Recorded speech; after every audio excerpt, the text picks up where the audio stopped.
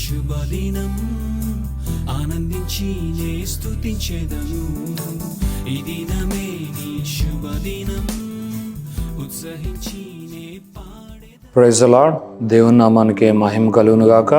మరొక శుభదినాన్ని బట్టి మీ అందరికీ ఆహ్వానం. ప్రభు అయిన యేసుక్రీస్తు నామాన్ని బట్టి ఈ యొక్క దినము దేవుడు మనకు అనుగ్రహించిన వాక్యాన్ని జాగ్రత్తగా విందాం. సిద్ధపడిన మీరందరూ కూడా వాక్యాన్ని విని హృదయంలో చేర్చుకోవాలని దేవుడు కోరుకుంటూ ఉన్నాడు. ఈ దినము as we have received Jesus so ఈ కంటిన్యూ అనే ఒక వండర్ఫుల్ వర్డ్ ని మనము విందాము. ప్రభు అయిన యేసుక్రీస్తును అంగీకరించిన విధముగా ఆయన యందే నిలిచెదము, ఆయన యందుండి నడుచుకునేదము అన్న ఈ యొక్క వాక్య భాగాన్ని మనము ఈరోజు శ్రద్ధగా విందాం. అపోస్తులైన పౌలు కొలస్సీయులకు రాసిన పత్రిక 2వ అధ్యాయంలో ఈ వాక్యం ఉంది. ఒకసారి మనం చదువుకుందాం. దేవుని వాక్యంలో 6-7 వచనములు ఈ విధంగా ఉన్నాయి. కావున మీరు ప్రభు అయిన యేసుక్రీస్తును అంగీకరించిన విధముగా ఆయన యందు వేరుపారిన వారై ఇంటి వలె కట్టబడుచు మీరు నేర్చుకొనిన ప్రకారముగా విశ్వాసమందు స్థిరపరచబడుచు కృతజ్ఞతాస్తుతులు చెల్లించుట యందు విస్తరించుచు ఆయన యందుండి నడుచుకొనుడి. దేవుని నామానికి మహిమ కలుగును గాక.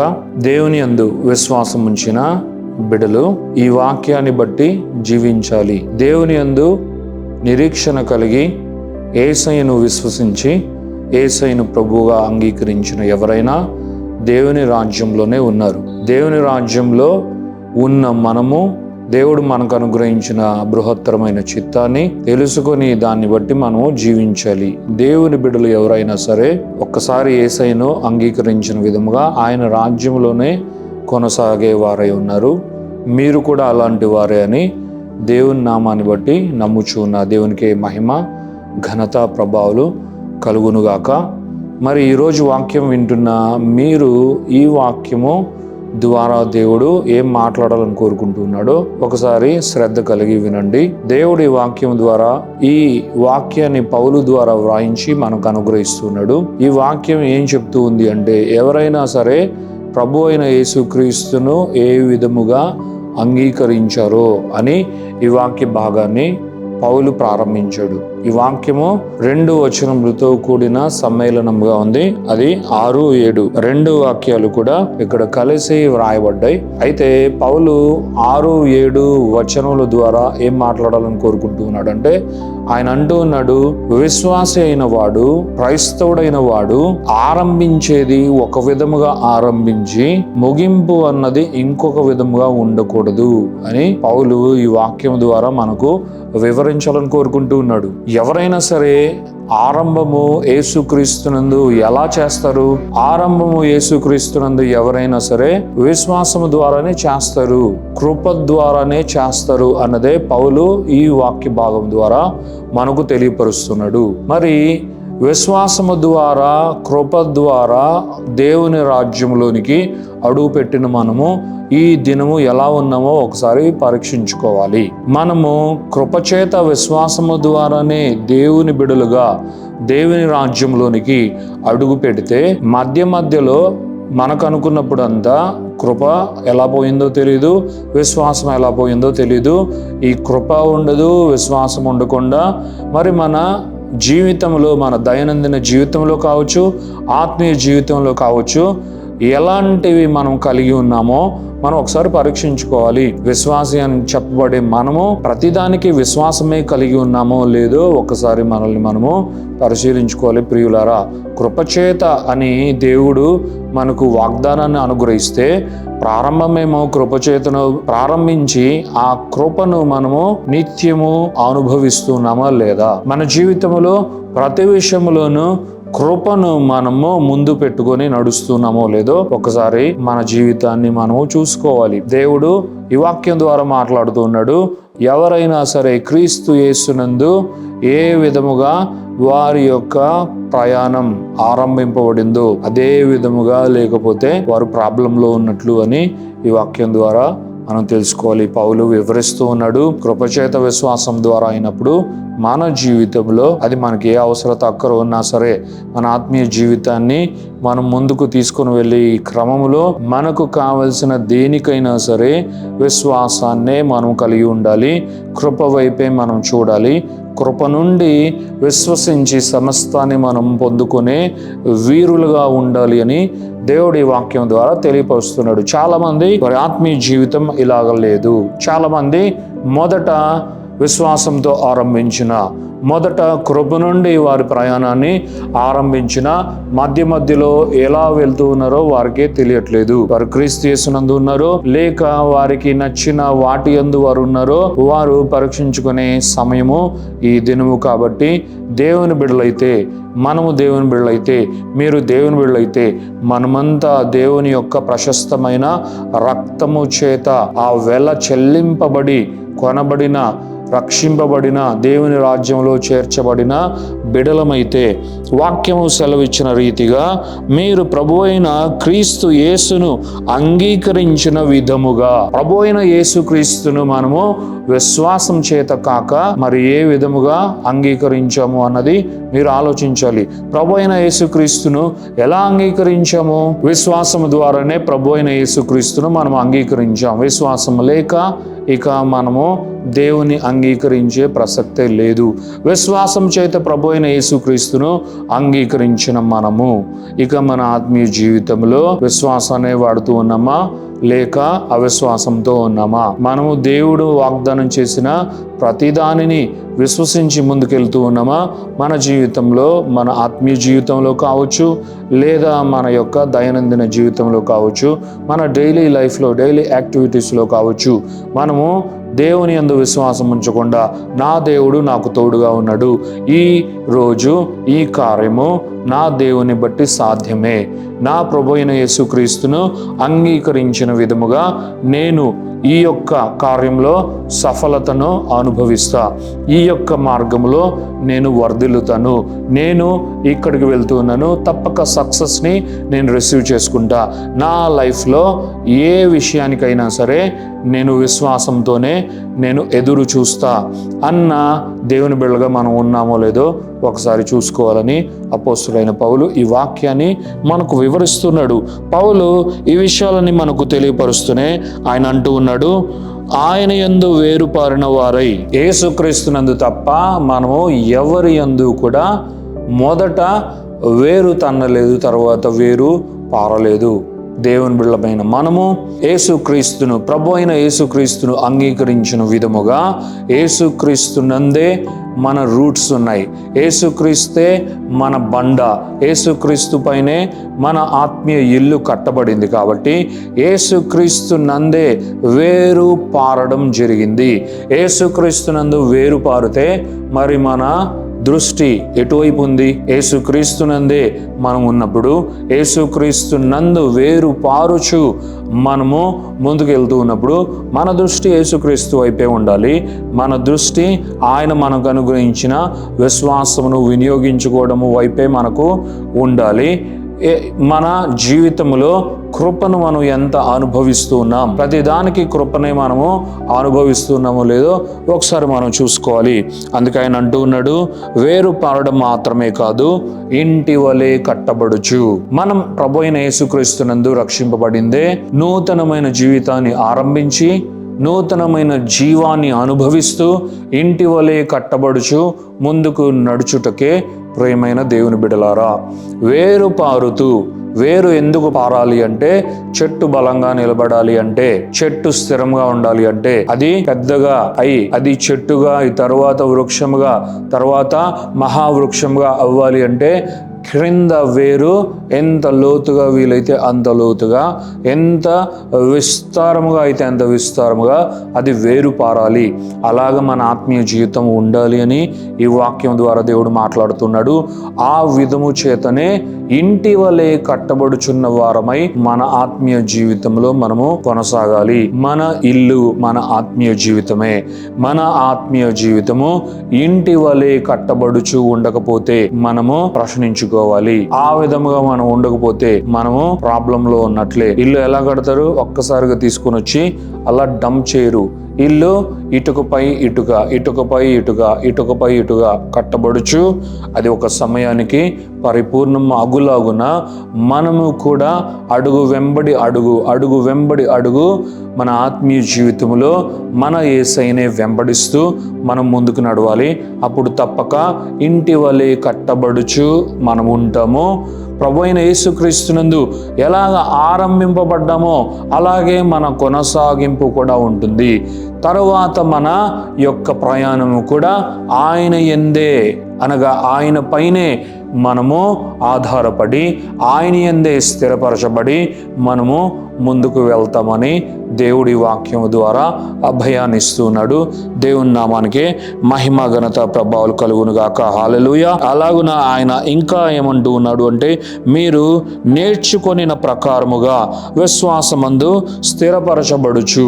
మనం ఏమైతే నేర్చుకున్నామో మన ఆత్మీయ జీవితంలో, మనం ప్రతిరోజు చదివే వాక్యం కావచ్చు, మనం ధ్యానించే వాక్యము కావచ్చు, అలాగే మన ప్రార్థన కావచ్చు, మన విశ్వాసము కావచ్చు, మన కన్ఫెషన్స్ కావచ్చు, మన ఫెయిత్ వర్డ్స్ కావచ్చు, ఏవైనా సరే మనము దేవుని ఎదుట నుండి ఏమి నేర్చుకుంటున్నాం, దేవుని సన్నిధిలో ఏమి నేర్చుకుంటున్నాం, ఇప్పటి వరకు మనం నేర్చుకున్న అన్నీ కావచ్చు, ఈ యొక్క సమయం వరకు మనం నేర్చుకున్న అనేకమైన సంగతులు కావచ్చు. మన దేవుడు, మన సంఘం, మన బోధకులు, దేవుని బిడ్డలైన వారు మనకు నేర్పించే దేవునికి ఇష్టమైన అనేకమైనవి మనం నేర్చుకున్న ప్రకారముగానే మనం నడుచుకుంటూ ఉన్నామా అని మనం ఒకసారి మనము చూసుకోవాలని దేవుడు కోరుకుంటూ ఉన్నాడు. హల్లెలూయా. మనం నేర్చుకొనిన ప్రకారముగా విశ్వాసం నందే మనం ఉండాలి. మనము చాలా నేర్చుకుంటూ ఉండొచ్చు, కానీ అది విశ్వాసములో మనం స్థిరపరచబడకుండా మనం పక్కకి తొలగిపోయేలాగున, మనం దేవుని యందు దేవుని రాజ్యంలో ఉండకుండా లోకంలోనికి మనం తొంగి చూసే లాగు కావచ్చు. లేదు, కొంతమంది అయితే లోకంలోనే పడిపోయిన వారు కూడా ఉన్నారు. లోకంలోకి వెళ్ళి లోకంలో వారితో క్రాష్ అయ్యి వారితో బంప్ అయిపోయి అక్కడే ఉండిపోయిన వారు కూడా ఉన్నారు. అలాగున మన యొక్క విశ్వాస ప్రయాణాన్ని దేవుడు డిజైన్ చేయలేదు. ప్రియమైన దేవుని బిడ్డలారా, మనం ఏదైతే ఆత్మీయ సంగతులు నేర్చుకున్నామో దానిని బట్టి విశ్వాసమునందు స్థిరపరచబడాలి, మనం దృఢపరచబడాలి, మనం బలపరచబడాలి. మనకు ఇవన్నీ దేవుడు ఊరికే ఇవ్వలేదు. ఇలాంటి గొప్ప ఆత్మీయ విషయాలను, సంగతులను అన్నిటినీ దేవుడు మనము ప్రయోజనకరంగా ఆగుటకే, మనము బలోపేతం ఆగుటకే ఇవన్నీ దేవుడు మనకు అనుగ్రహించాడు అని మనము గ్రహించాలి. దేవుని నామానికి మహిమ కలుగును గాక. అలాగున ఇప్పటి వరకు మనం నేర్చుకున్న వీటన్నిటితో పాటు అత్యంత ప్రాముఖ్యమైనది కృతజ్ఞతాస్తుతులు చెల్లించుట. దేవుని బిడలైన వారు వారికి ఏమి ఉన్నా ఏమీ లేకపోయినా దేవుని బట్టి, దేవుడు మనకు అనుగ్రహించిన ఆయన ప్రియకుమారుడైన యేసుక్రీస్తుని బట్టి, యేసుక్రీస్తు నందు మనలను స్థిరపరిచిన దేవత దేవుని యొక్క నామాన్ని బట్టి, యేసుక్రీస్తు నందు మనము ఈ విధముగా ఆరంభమగులాగున మనలను చేసిన అత్యున్నతమైన ఆయన నామాన్ని బట్టి మనం ఎల్లప్పుడూ కూడా కృతజ్ఞతాస్తుతులు చెల్లించు దేవుని బిడ్డలమై ఉన్నాము. కృతజ్ఞత కలిగిన దేవుని బిడ్డలుగా మనం జీవించాలి. కృతజ్ఞతాహీనులుగా మనం ఉండకూడదు. దేవుడే కాదు, దేవుని బిడ్డలు, దేవుని బిడ్డలైన ఎవరైనా సరే మనకు చేసిన ఏ కార్యాన్నైనా, ఏ మేలునైనా మనం మరవకూడదు.